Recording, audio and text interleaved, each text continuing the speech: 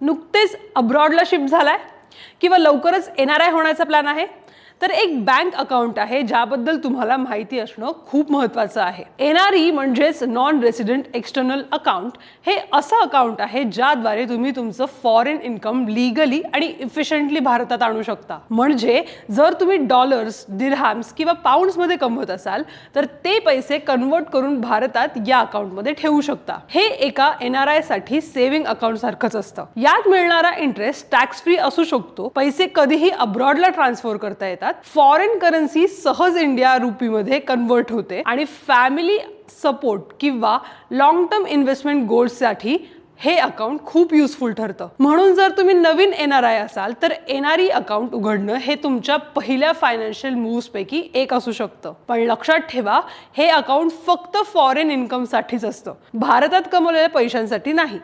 मग भारतामध्ये मिळवणाऱ्या इन्कमसाठी कोणतं अकाउंट वापरलं जातं हे तुम्हाला जाणून घ्यायचं असेल तर मनी मॅक्स मराठीला फॉलो करायला विसरू नका.